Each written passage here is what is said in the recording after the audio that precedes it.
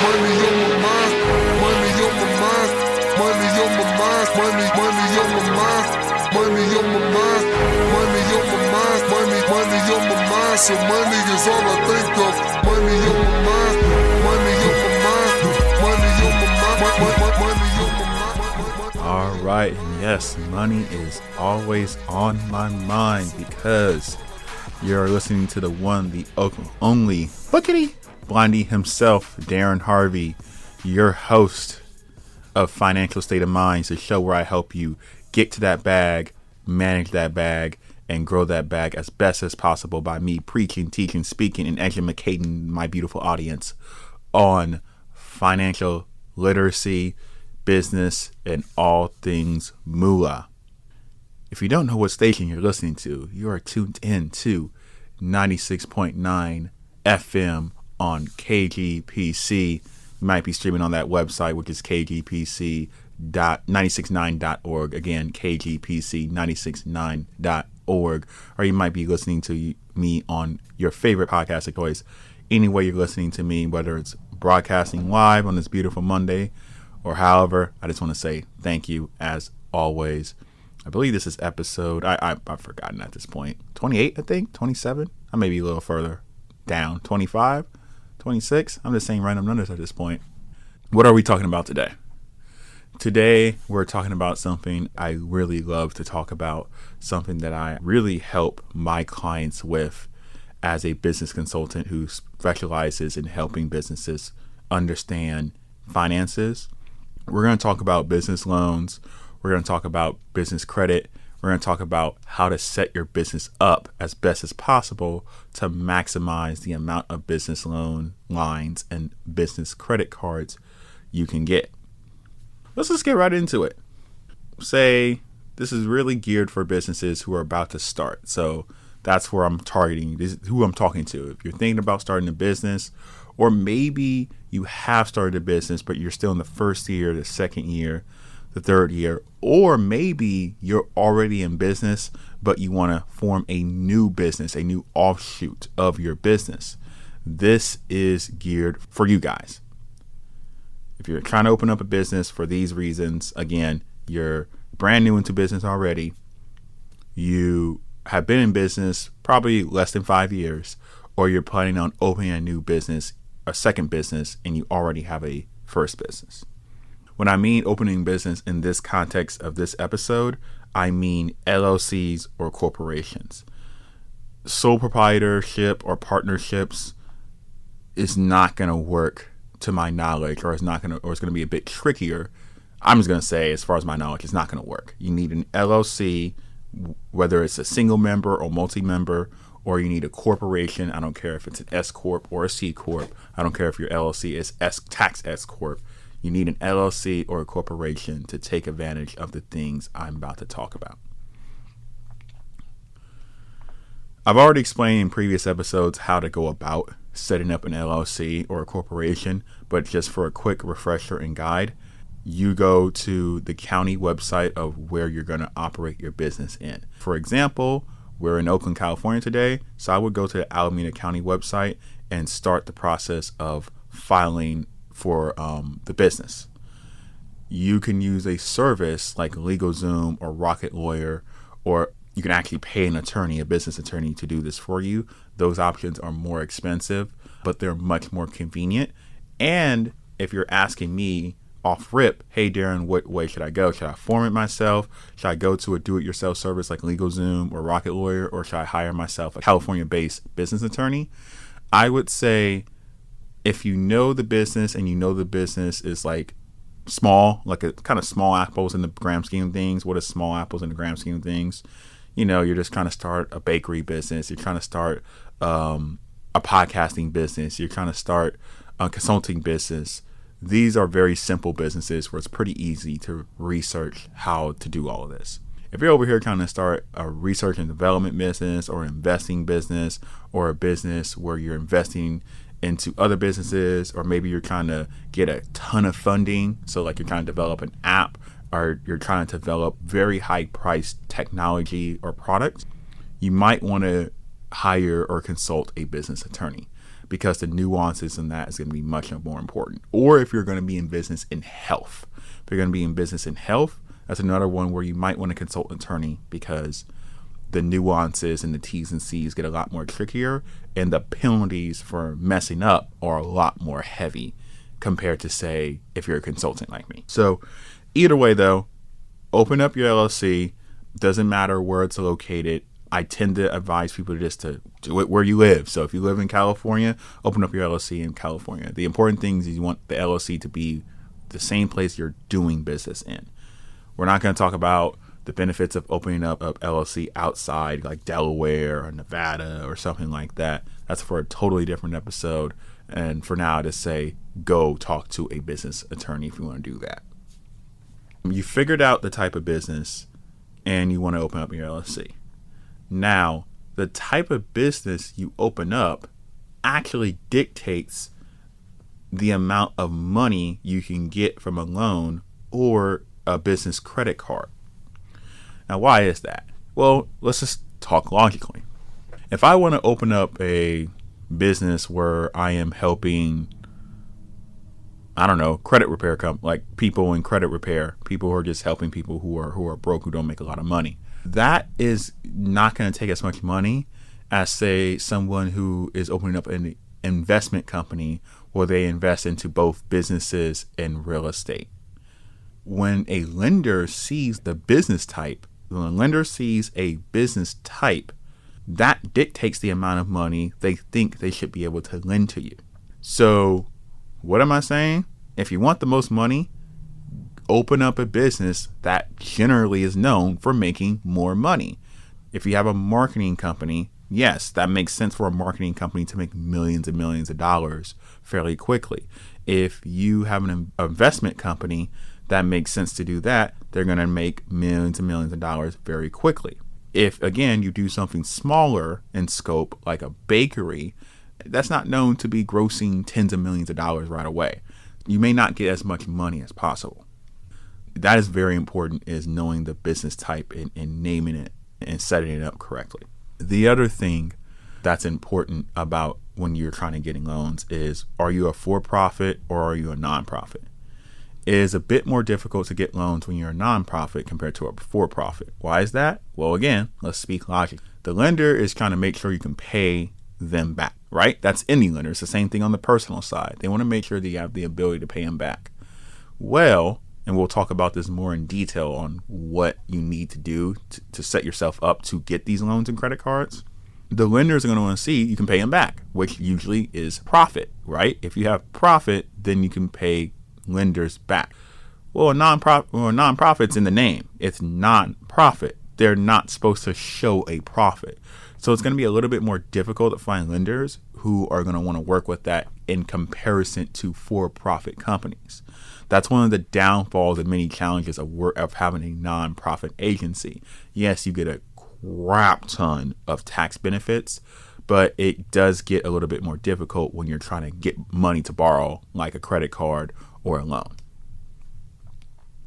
This is all stuff you need to be considering before you even open up your business, if you're a business owner who is not trying to use their own money, or they're not trying, or they just need more money. They just need more money. They need tens of thousands of dollars. They need hundreds of thousands of dollars. They need millions of dollars to start their business. They don't want to what is called bootstrap and use your own money, because, again, you may not have the money, or you don't want to use the money, or you may not have enough. And who doesn't love access to money anyways? I know I do. I'm raising my hand for the camera. I love it. At this point, I just want to talk about what you actually need to do to just have the best shot, or the criteria. I want to talk about the criteria. It's better verbiage. I want to talk about the criteria on what you need to just get any type of loans, period, whether it's credit cards or loans. And basically what I'm about to say is also true for grants, and if you're trying to have people invest into your company. You're basically, to summarize, your company needs to look as legit as possible and needs to be as separated from you personally as much as possible. What does that look like? So you formed your LLC. It should be an LLC or S or a corporation. It doesn't have to be S. It needs to be an LLC or corporation The reason why I said earlier, no sole prop, no partnership, that's not true legal separation between personal and business. The biggest or the strongest legal separation is having an LLC or a corporation, not a sole partnership. Investors, lenders, grant holders, they want to see that true separation between personal and business. So get yourself an LLC. That's my point of all of this. Or get yourself a corporation if you're trying to get access to this money. Okay, you got that done. Now you want to make sure you have a separate business address that is not the same as your household address or your personal address. You want to have a website.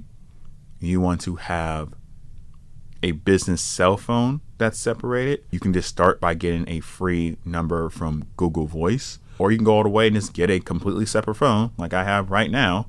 I have an iPhone XS or XS as my business phone, so you can actually see it like on the accounting side. You can see that it's separated. You're going to want, and as far as the address, you can literally just get a virtual address. You can get it for like $10. It's really affordable. You just want to have all the things you want to make sure your business is registered on places like Google My Business. You want to make sure that your business is in essentially business directories so that it's visible. Again, you're basically just doing the things to make sure your business is legit, which is what you should be doing anyways. But it's really important for lending because this is what the lenders want. But the biggest thing that's going to help you is how old the business is. If your business is 5 years old, and it's inherently easier to get lending compared to if it's 1 year old. Not saying the 1 year old business is impossible to get lending, but it's going to be easier for the business owner to get lending if it's an older business. So if you're one of those people like me who just opened up an LLC years ago, never really did anything with it, and you never closed it, you don't have to open up a new LLC. Go back to that old LLC, and just because of the age of that business, you have a better chance of getting lending. So there's other things that it's not coming to my head right away, but you just basically want to make your business look on paper as separate from you personally and as official as possible. 1-800 numbers are more official than just regular numbers like a 510 or 925 or 408 or wherever you are. I'm naming out Bay Area numbers. But you want to get all that in order. So then what you also want to get in order is, well, actually, let me stop right there. Before I mention that, I want to make this clear. If you're a startup in the first year, this is pretty much all you need. The last thing you need is projections. So you need to have a projection on what you think you're going to make. And a projection is just that, a projection. It's a guess. It's a educated guess. The higher the projection, the more money the bank is going to lend you, right? If you're projecting you're going to make $1 million, they're probably going to give you a $20,000 credit card right away compared to if you're projecting you're going to make $50,000 in the first year. This is why the type of business is so important. It makes more sense for a marketing company to come out the gate making $250,000 compared to, say, a company where all they're doing is selling cookies. Just on paper. We're talking on paper. We're talking from the point of view of a lender. Now, that's all you need if you're just starting your business. Like, it's 90 days old. It's 4 months old. It's 6 months old. If it's within your first year of business, that's all you're going to need pretty much most of the given times for these lenders. Now, for all those business owners who are in year 2 or beyond, I'm going to add these steps. But before I add these steps, I have to remind you, you're listening to Financial State of Minds on KGPC 96.9 FM or on kgpc969.org on your favorite streaming podcast platform of choice. And you're listening to your boy Bookity Blindy, Darrin Harvey, explain to you how to set yourself up to get this money for your business so you can make even more money. I'm done. Now, for those business owners that are in year 2 or beyond, but I'm really focusing on you, that business owner that's in the second year, the third year, the fourth year of business. What you're going to need at this point is you're going to need your tax returns for the first year of business you filed, and or you're going to need a balance sheet, or really you'll probably just need a profit and loss statement or sheet or document, however you want to call it. If you do not know what any of that is, you need to read up on it. You need to DM me at Financial State of Minds, and I'll answer that for you in a free consultation. You need to have this stuff in place. You need to make sure that you have records of your business. You need to have the bookkeeping. You need to have the accounting in order. This is important because when you're in year 2, 3, 4, and 5, the lenders might ask, okay, how much money did you make in year 1? How much money did you make in year 2? How much money did you make in year 3? And if you can't prove it on paper, then they won't believe you. They won't always just go, oh, okay, well, we believe you, we're just going to give you the money. No, they may want to see documentation. They may not. So you want to have all this ready for this reason, for you to get access to this money. If that's the only reason you care about, this is the main reason why. I teach this to almost all of my clients because most of them don't have adequate accounting, adequate bookkeeping. And I say that's cool, but if you want some money from anybody, investors, lenders of loans or credit cards, this is sometimes what they're going to ask for, especially for the loans. Credit cards probably ain't going to ask for proof. Loans, they will. You get all that in order, and then again, you still project, right? If you're a business owner, you know that you project for the new year. So you want to aim for the stars when it comes to projections because, of course, you're a business owner and you want to make the most money as possible. So make those projections as big but realistic as possible for these lenders because of all the reasons I mentioned earlier. And then here's the technique that you may not hear from anybody else. When you apply, let's start with credit cards because that's what I know best. When you apply for your first business credit card, we've talked about this before in a previous episode, but I'll bring it up again. There's 3 main ways to get a business credit card. Avenue number 1, you leverage your personal credit and you co-sign yourself as the personal guarantor. So, for example, Financial State of Minds is my business. Darrin Harvey is the individual. Darrin Harvey co-signs or personal guarantees Financial State of Minds. They are using my credit score. The lender is using my credit score. We'll say Bank of America for this example.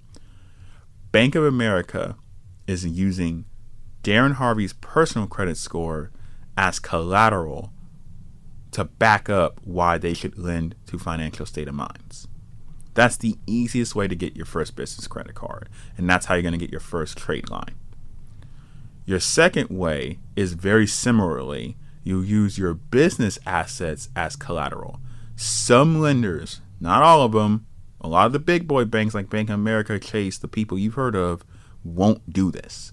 But some of the alternative banks, the alternative lenders, the smaller banks, what they'll do is they'll be willing to give you a business credit card if you use collateral on your own assets for the business. Now, what is assets in your business? Well, for example, if you're a media company, then maybe you bought video camera equipment, photography equipment. Maybe you bought Apple MacBook. This is all collateral so that if you, for whatever reason, can't pay your debt, you can liquidate all this stuff and then it would go to the bank. So it's very similar to how a secured credit card works, where your collateral is the $200 minimum deposit that you need. It's essentially the same logic, but you're just using it for business. This works well, especially for loans, if you mark the reason, that's the reason why you're getting the loan. We'll get to that in a second. But those are the 3 ways you can get a business credit card. Here's the trick. When you get your first business credit card, you apply to several credit cards simultaneously. Unlike personal, on the business side, they really don't care how many business credit cards you open up at once. You're allowed it to have, I believe, 50 business credit cards under each business. So for those business owners who are opening up their second business, you can have 50 business credit cards on the first business and then 50 business credit cards on the second business, each with up to six-figure amount of limits or even more. So you can add up all that money. That's the credit card side. When it comes to the loan side, it gets a little bit more dicey, but essentially you can kind of do the same thing. You can apply for as many loans as you can. And then this especially works if you already have strong personal credit or business credit. If you're rocking a 750, a 780, and you are willing to personal guarantee yourself, you can literally open up 5 business credit cards at once, because you'll just get instant approval when they see your personal credit score. And then now you have 5 business credit cards. Well, Darrin, I heard that if you open up more than one credit card at a time, it's going to hurt your credit score, or it's going to look bad, or they're not going to allow it. That is true if you're opening credit cards, say, 1 month from each other, because that hard inquiry has already hit. Guys, let me ask you guys a question. If you were to apply to 5 different credit cards in 2 hours, do you think the credit bureaus just magically get that inquiry right away? No, that's not how it works. You guys know that. When you open up a new credit card, the inquiry doesn't show up on your credit report for at least a couple weeks later. At least. And that's on Credit Karma. That's on the monitoring sites. If you go to your actual report, it takes longer. So this is how you play the game, you guys. You literally apply. Especially if you have a strong credit score, you apply all at the same time. Because if you have a credit score of 780, heck, if you have a credit score of 740, because I just opened up the Citi Diamond Preferred card I talked about on a previous episode, I was instantly approved.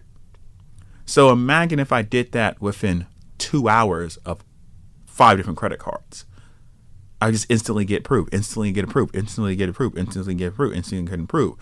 The algorithm hasn't had time for all those inquiries to hit. They're just seeing that I have a credit score of 640, not 640. They just see that I have a credit score of 740. They say you have a credit score of 800. They say that you have a credit score of 770. That's just instant approval for certain credit cards. That's how you can get multiple credit cards at the same time. I would say the recommended amount is like 3 to 5, no more than 5.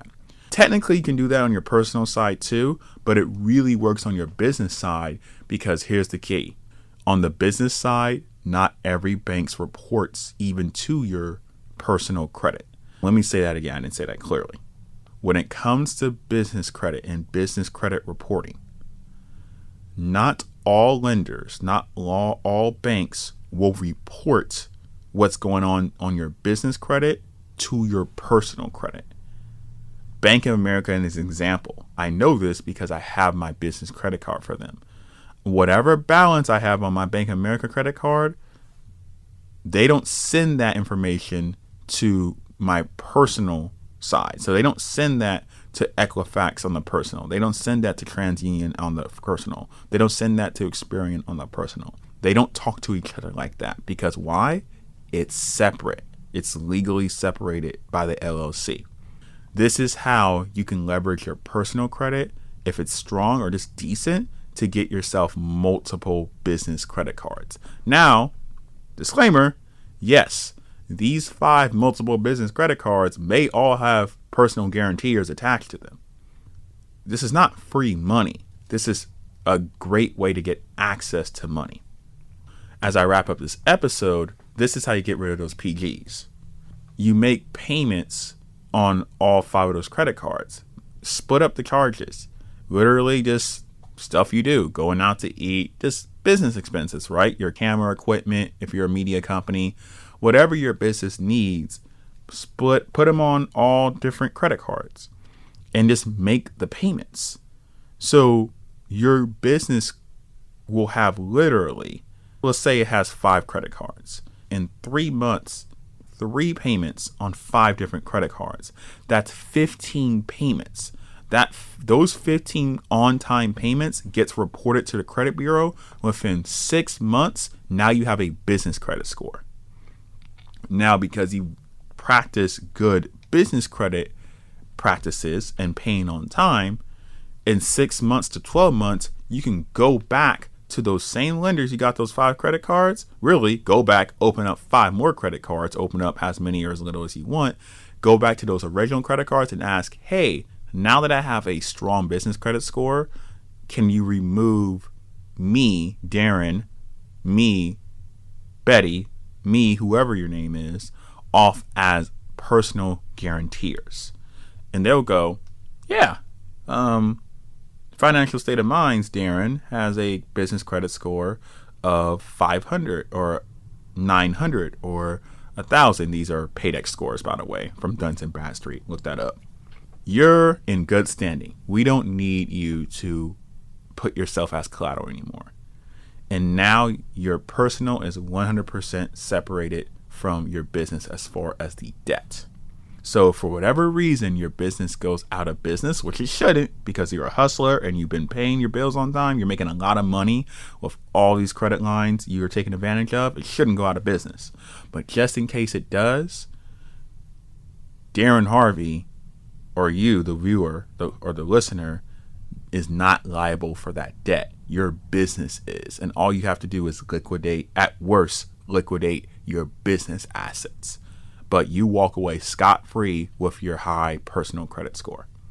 This is how the rich maneuver to get access to money to start making money. And depending on the type of business you have, you can get crazy amounts of lines very quickly. The last thing I'll leave you is, okay, say you did this, you're making money with your first business, you open up a second business, you make the first business. So let's just say my first business is Financial State of Minds, and now my second business is Golden Black Development. Financial State of Minds is the owner of Golden Black Development. And Darrin Harvey is also the co-owner of Golden Black Development. So the co-owners are Golden Black Development and Darrin Harvey. Darrin Harvey has a strong personal credit score, and Golden Black Development has a strong business credit score. Why is that?